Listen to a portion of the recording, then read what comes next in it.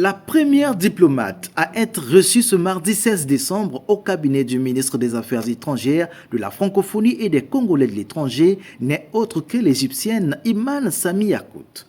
Au centre des discussions, les derniers réglages de la conférence que s'apprête d'abriter le Caire. Il s'agit de partager les dernières informations pratiques et logistiques liées à ce grand rendez-vous diplomatique qui va réunir de nombreux ministres des Affaires étrangères. Dans le cadre de la participation de son Excellence dans le forum, donc la conférence ministérielle Russie-Afrique, qui se tiendra au Caire le 19 et 20 décembre. Donc l'audience était dans le cadre de la préparation de la participation de son Excellence et pour la visite au Caire et la participation dans ce forum.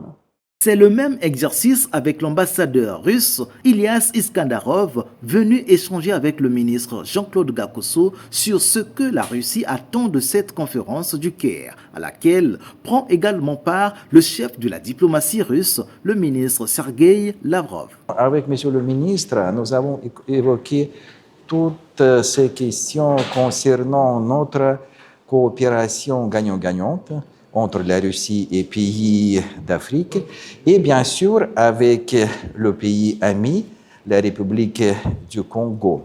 Et on a touché aussi le sujet du conflit en Ukraine, ce qui est très important. Et nous toujours sommes reconnaissants pour des idées avancées par nos partenaires, surtout par la République du Congo, sous la présidence de son Excellence, M. Denis Sassou Nguesso, qui joue un rôle très important en ce qui concerne le règlement des conflits sur le continent et dans le monde. La conférence du Caire intervient une année après celle de Sochi, en Russie.